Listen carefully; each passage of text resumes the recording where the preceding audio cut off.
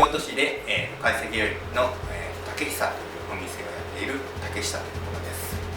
タイの塩焼きに、フキノトウ味噌を、添えるというものです。フキノトウは、僕が亀岡で取ってきたものですね。はい、それではフキノトウ味噌を作っていきます。最初にフキを素揚げしていきます。一応フキノトウのチェックですね。こういうところにちょっと色の変わってる部分とかを取られるっていう。そうですね、一応チェックして最初に洗っては前日に洗ってはいるんですけど、ここまでチェックするのは直前ですね。こうやってめくることによってちょっと傷んでくるんで、ちょっと傷んだ場合とアクが回ってきたのはまた若干違うんですけど、こういうふうに、これはちょっと葉っぱがちょっと外側傷んだというだけなんですけど、たまにこういうとこ取り切れてないところとか。ちなみにこの昨日洗われた時っていうのは、はい、これはどういうふうに洗うんです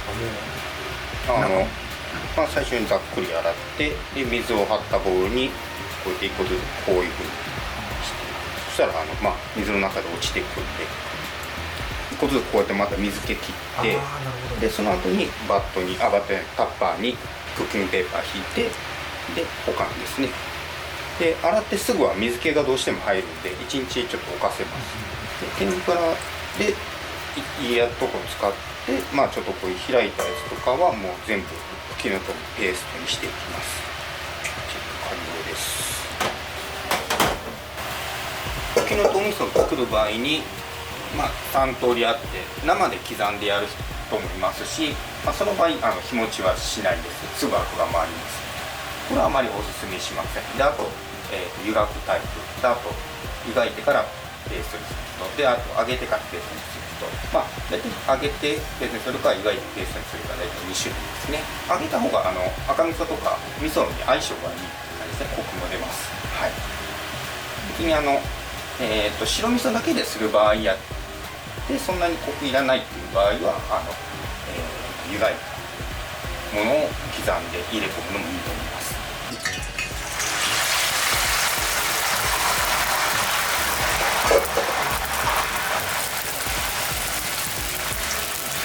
これは油の温度としてはどのぐらいでやってるんですか？160からそのぐらいですね。170とかこのまでもかなり綺麗な色だと思いま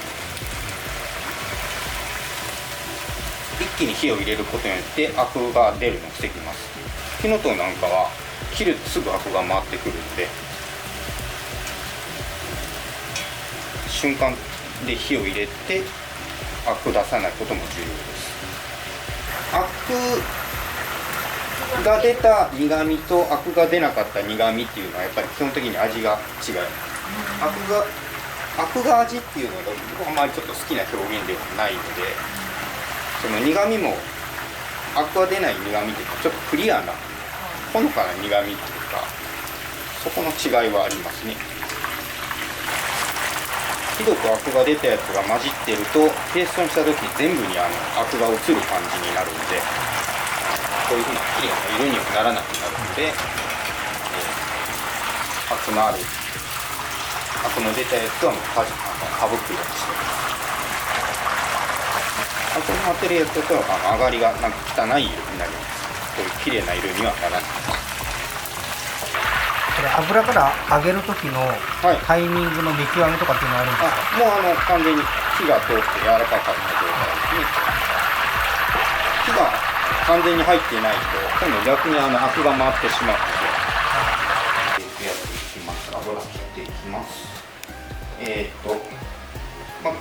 普通の料理屋さんの油抜き、湯をかけた油抜きというわけではなくて、紙で何回も何回も油をきっちり取っていくという作業です。ちょっとこの時点で怪しそうなやつはちょっと取り除いていきます。それは色を見て判断されるんですか？そうですね。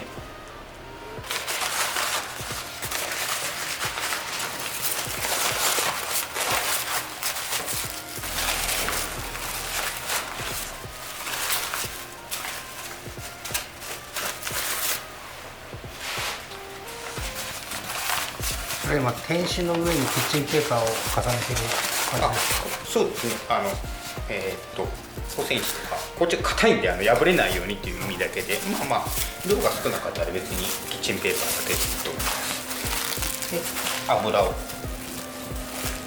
不必要な油を取っていきます。この時点で油が結構、素揚げですので油を含んでいるので、最初の頃にだいぶ油が取れてきました。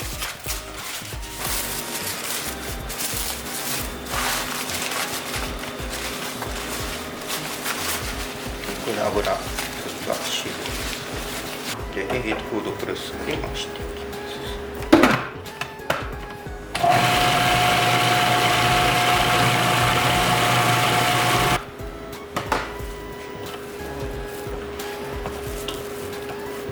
綺麗な色が出てると思います。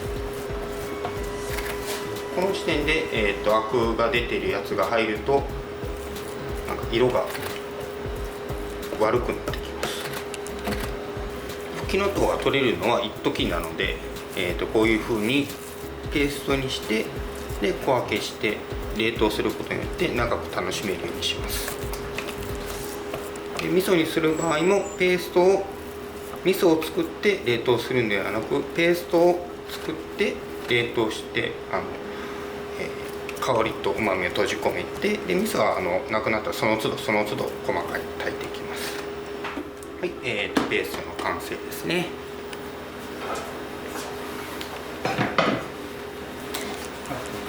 これが、揚げてペーストですけど、湯がく場合はもう普通に湯がいて刻んでいただければと思います。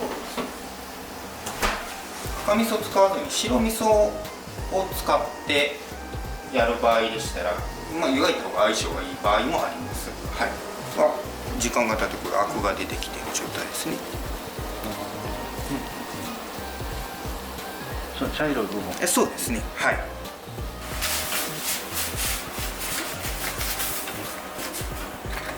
というやつはこの揚げた時火入れた時全然アクが出ずに綺麗な色しています。でこういうのが出たらこういうのは使わないです。たまにこういうのが出てくるのもあるので、はい。完全に火が通ったら完全に落として冷まします。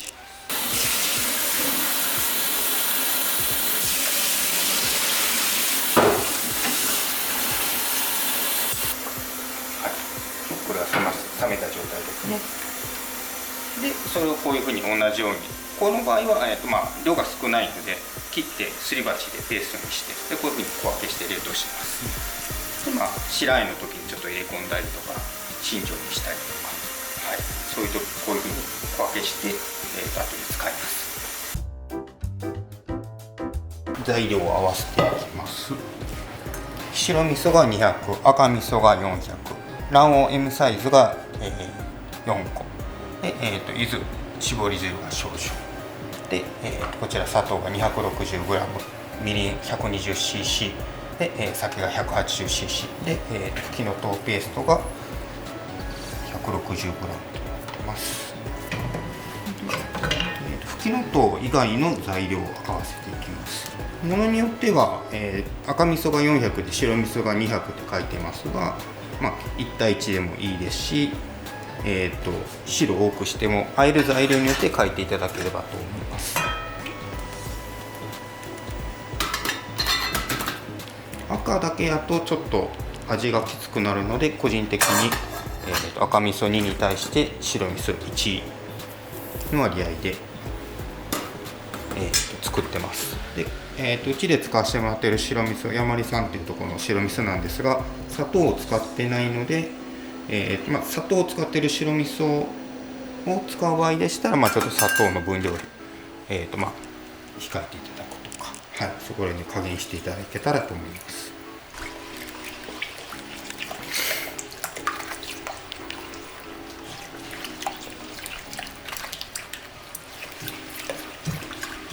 ここは適当でいいです。後で裏ごしますので、だいたい混ざったらで結構です。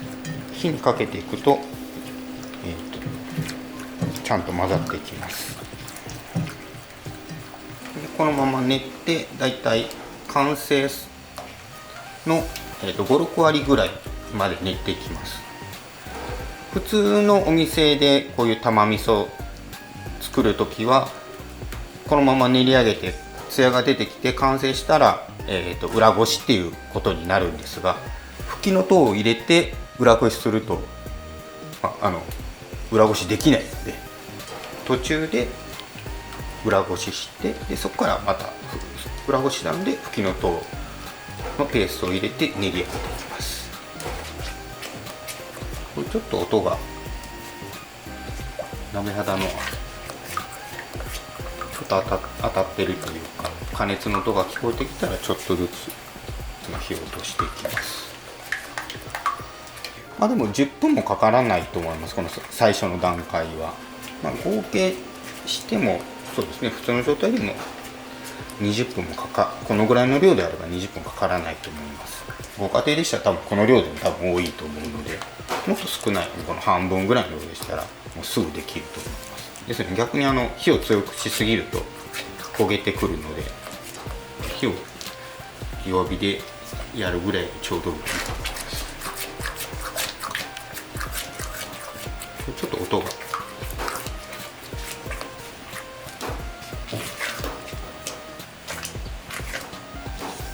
出てきたらちょっと注意して混ぜていただいたらいいと思います。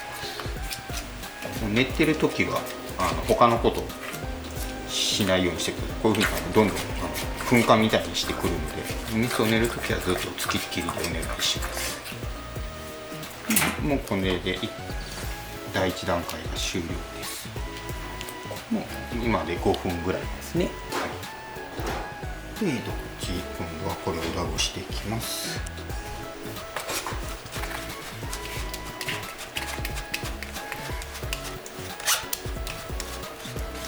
普通は最後までいった時点で裏ごすんですが、ふきのとうを入れると裏ごせないので、ふきのとうが全部裏ごしにかかってしまうので、途中でこういうふうに裏ごすやり方にしています。これは卵の辛皿とかですね。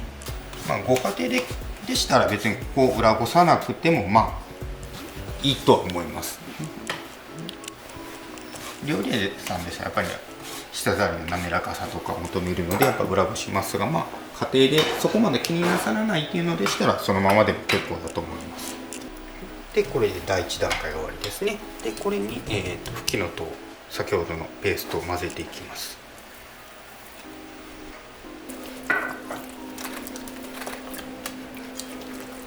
はい、では鯛を焼いていきます。3枚におろした後塩をして、2、30分置いています。家庭でしたら塩をして、グリルで焼いていただくか、フライパンとかで焼いていただいても結構だと思います。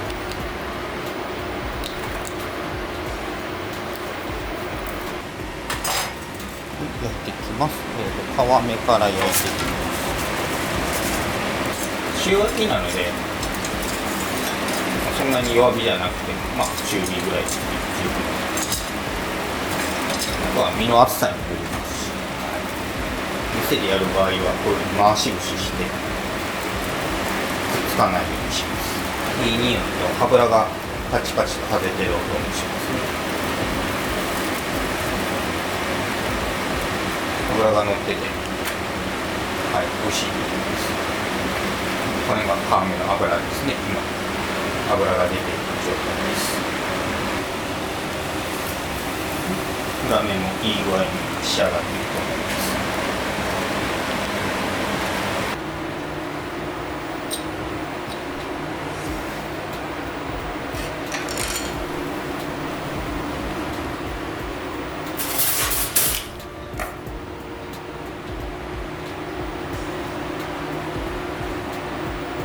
このチーズふきのとう味噌をここにかけてもらって、今日は別添えでやっておりますが、どちらでもいいと思います。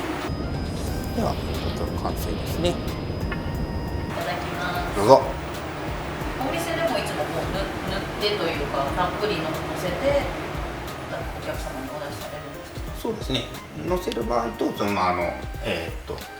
横に添えている場合、その時、そのメニュー構成によっても違うんですが、はい。もうなんかやっぱお味噌の余韻が違うというか、はい、美味しいと思います。ずっと長く続くこの余韻っていうのがなんかその天然のものの違いなんでしょうか？はい、苦っていうのではなくて、心地いいクリアな感じの苦味、苦味と表現していいのかどうかもちょっと微妙なところはあるんですが、はい、本当に心地いい苦味だと思います。はい。このなんかタイの皮の香ばしく焼けたところとすごい合います。はい。こういうシンプルな塩焼きの方が相性としてはいいと思います。はい。そしてこちらは、はい、味噌に相性がいいということで、白ご飯と、あと新じゃがが出てきているので、新じゃがを蒸して、で、そのまま丸ごと蒸して、で、あとふきのとう味噌をかけております。はい。ふきのとうを食べていただくためのものっていう感じですね。贅沢にたっぷりディップして。はい。美味しい。はい。どちらかというとシンプルなものの方が相性としてはいいと思います。はい。考え方としては逆で、味噌を美味しく食べてもらうために何が相性がいいのかという考えですね。はい。味噌が主役。そうですね。はい。普通とはちょっと考え方が逆だと思います。最高ですね。はい。ありがとうございます。いい香りが今も口を支配してます。余韻がいいと思います。そうですね。爽やかな春の味を。はい。ありがとうございます。ありがとうございます。烏丸丸太町から徒歩3分、交通の便も良いところです。季節の旬のものを用意してお待ちしております。ぜひお越しください。